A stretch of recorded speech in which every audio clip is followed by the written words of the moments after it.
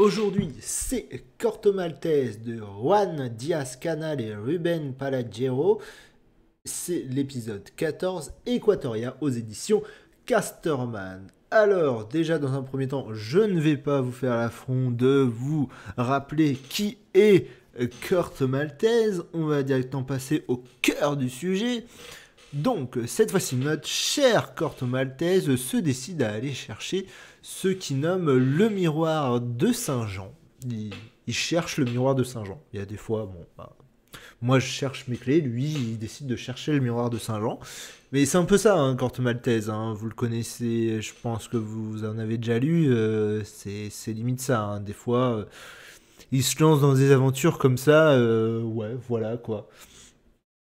Voilà, il a envie de savoir ce que c'est le miroir de Saint-Jean, donc il va aller chercher le miroir de Saint-Jean.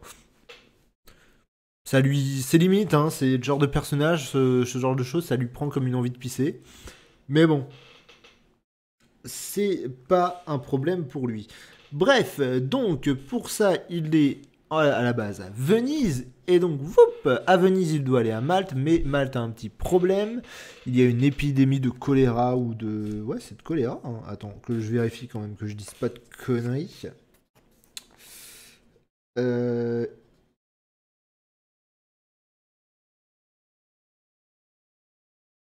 De choléra, j'avais raison, comme quoi.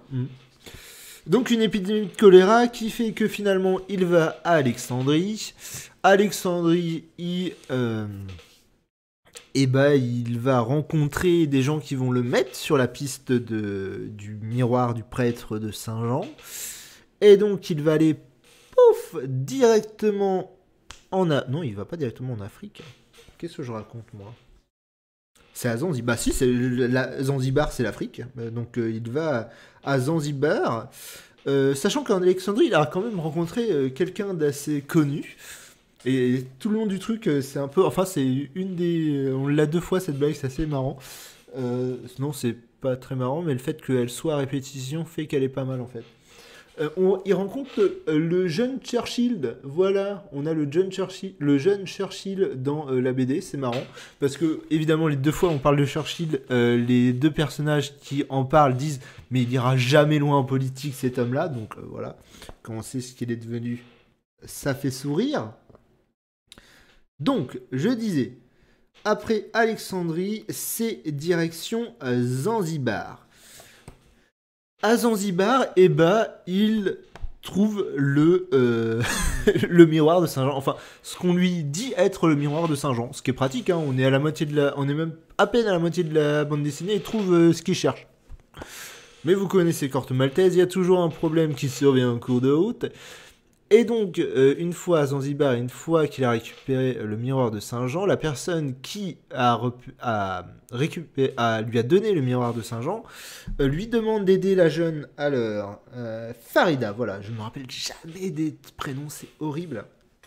Donc, la jeune Farida qui recherche le cadavre de son père qui a été tué en pleine forêt et dont elle veut ramener la dépouille en Allemagne.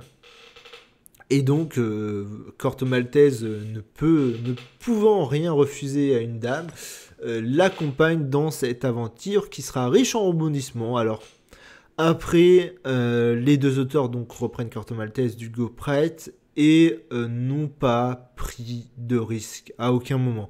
Hein, c'est pas un défaut. Hein. Attention, ce que je dis, c'est pas un défaut. Mais alors, j'explique quand même parce qu'il y en a déjà une. Hein. Il y a Sous le soleil de minuit que je n'ai pas lu. Mais en tout cas, Equatoria n'a clairement aucune volonté de changer, de changer de direction ce qu'est Corto Maltese. On a du Corto Maltese pur jus, comme on faisait Hugo Pratt. Hein. Je veux dire, je pense que à part vraiment les experts d'Hugo Pratt, de Corto Maltese, je pense que peu de gens feraient la différence entre la BD donc, de ces deux nouveaux auteurs et un Corto Maltese d'Hugo Pratt. Le graphisme est le même, les histoires sont pas la même, mais vous me comprenez, hein, les histoires sont dans le même style. C'est dépaysant, c'est une belle aventure, on voit plein de paysages magnifiques parce que bon, bah voilà, hein, C'est beau, c'est beau, c'est beau. Il y a toujours cette référence au fait que voilà, ce voyageur un peu bourru qui se laisse pas marcher sur les pieds, Corto Maltese et Corto Maltese comme d'habitude, rien ne change. Chez lui, bah voilà, c'est un vrai Corto Maltese, c'est agréable à lire, c'est dépaysant, je l'ai déjà dit, il faut que j'arrête de le dire. Il y a tout. J'aime bien cette petite référence au fait que Corto Maltese serait une sorte d'Ulysse perdu, mais sauf que alors que Ulysse veut absolument rentrer en Ithaque, Corto Maltese n'a aucune intention de rentrer à Ithaque. Alors, enfin, là pour lui, ça serait plutôt Malte. Mais voilà, c'est du voyage, c'est de l'aventure dans l'Afrique en pleine Afrique. En plus, la période dans laquelle se passent les Corto Maltese est fantastique. C'est juste avant la Première Guerre mondiale.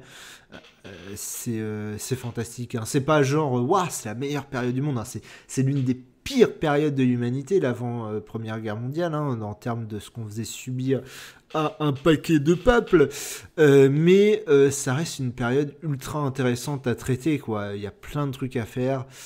Puis, soyons clairs, hein, le héros comme ça, qui est un peu solitaire, qui va là où il veut, ça fait toujours rêver.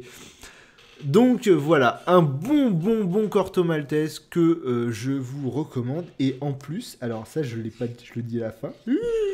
Petit personne qui est fière. Voilà, tadam. En plus je l'ai dédicacé, il est dédicacé. Il y avait les deux auteurs, donc Juan Diaz-Canal et Ruben Panjo qui étaient là, et donc il est dédicacé et j'en suis super fier. Et donc je vous dis à une prochaine fois.